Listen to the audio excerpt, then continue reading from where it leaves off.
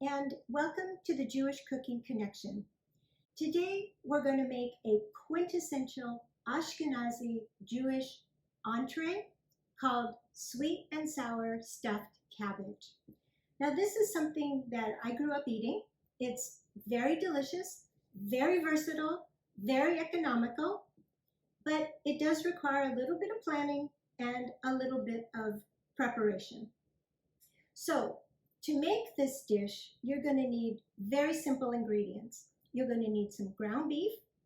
You're going to need a head of cabbage, something sweet and sour. I have brown sugar and lemon, tomatoes. I have canned tomatoes and tomato sauce, a little bit of rice, and some onions. So the first thing we do is we're going to make the sauce. While that's cooking, we're going to prepare the cabbage, and after that we prepare the meat. Put it all together and it bakes for an hour and a half covered and a half an hour uncovered. That's 2 hours. That means it takes a long time to make, but you don't have to do anything while it's cooking. So let's get started. The first thing we're going to do is start with sauteing the onions. So I have cut these onions into half moon shapes. Just cut the onion in half and then dice it. And that's going to cook until it's very well browned. That gives the sauce a really good taste, a really stronger, much stronger flavor. So we'll turn this down. And we're going to keep this going. It takes about 10 minutes. So you don't want to rush it. You don't want to burn it. You just want to let it go. And once this gets started, you just turn it down to medium low and let it cook. So while that's cooking, I'm going to prepare the cabbage. The onions will need to cook for 10-15 minutes till they get nice and brown. I can smell them and I can hear them sizzling, so we'll just let them go. And now I take the cabbage and I'm going to take it out and I'm going to cut out the core. Now this requires a good sharp paring knife, and you just go around a few times until the core pops out. And once it's out, you're just going to put the cabbage in a bowl, cover it with a piece of wax paper, and put it in the microwave on high for 5 minutes. Now while that's cooking, what the purpose of that is to allow the leaves to get soft. In the old days, they put in a big pot of water and they boil the water and then they put the thing in and then they take it out, and it was such a mess and it took so long. This is a lot simpler and comes out just as good. So that's going to cook for 5 minutes. Then I'm going to take it out, turn it over, and have it cook for another 5 minutes. While that's cooking, I'm going to start the meat. So this is the filling. And I like to use ground beef, but you can use ground turkey, you can use vegetarian crumbles, you could even use a mixture of meats, but traditionally we use ground beef. So I have 1 pound of ground beef, and I have 1 onion, a small onion, or half of a large onion, very finely chopped. You can see it's very finely diced. So I'm going to add that. I put in 1 little can of tomato sauce.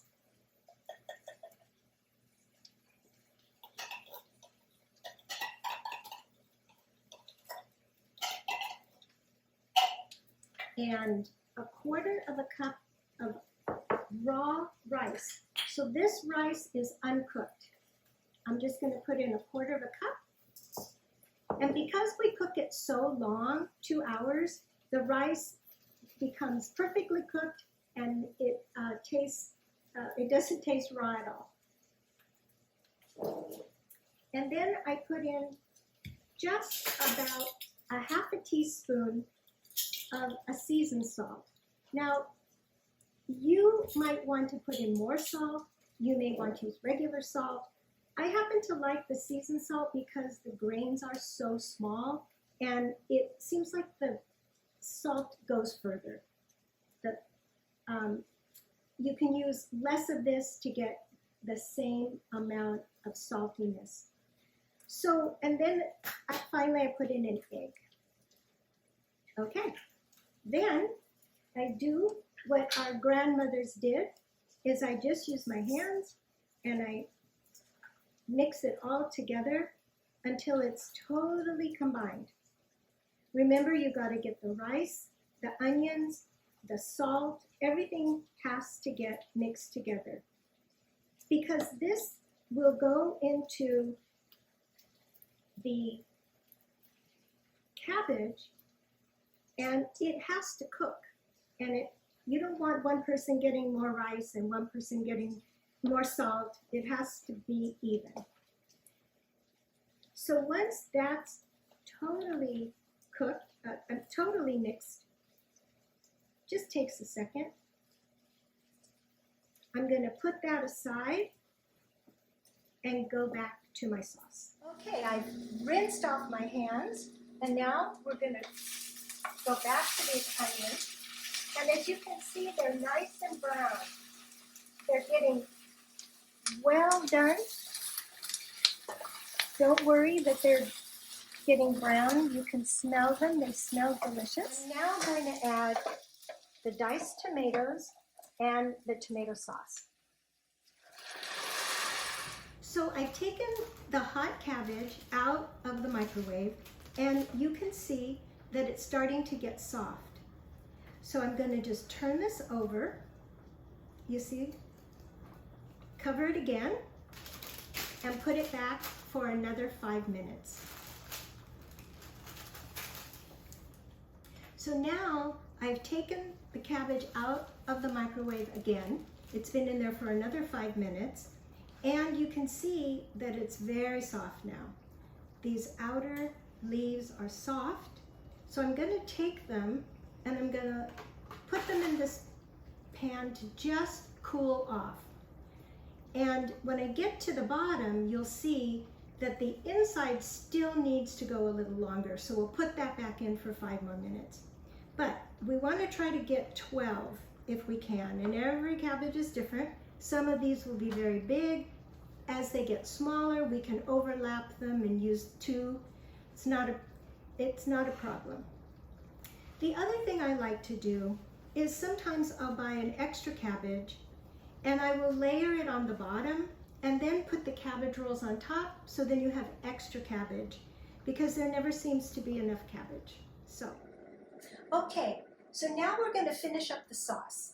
This is where you need to add the sweetness and the sour. And I always start low and add more. So I usually start with 2 tablespoons of brown sugar. And you can use white sugar, you can use people have even used maple syrup, but I think brown sugar gives it the best taste. So I put in 2 of these, 2 tablespoons of brown sugar, and I put in 2 tablespoons of lemon juice. Depending on the sourness of your lemon, the sourness of the tomatoes, the sweetness of the onions, the sweetness of the sugar will give you the opportunity to make it to your taste. And so now we're going to finish rolling up the cabbage rolls. I'm going to take half of the sauce and pour it in the bottom of the pan. The rest will go on top when we're done. As you can see, there's about half of it on the bottom. And we take a cabbage roll. We take a leaf of the cabbage. I'm taking about a third to a half a cup of the mixture, putting it in the center of the cabbage. You just put the sides in, roll it into a little neat bundle, and put it into the pan. These are very soft. Now they're cool to the touch. About a third to a half a cup. You just make a little bundle and put it in. Okay, as you can see, some of these are a little bigger leaves than others. It doesn't matter. You're just going to bundle it up, put it in. This is the most forgiving dish you will ever make, because once it's cooked for 2 hours, everything looks beautiful. So I finished making the bundles, and I've taken the cabbage out of the microwave, and I'm going to take the rest of this cabbage, which is now soft, and I'm going to just layer it on top, and it will cook down as this goes into the oven. Now I'm going to pour the rest of the sauce on top.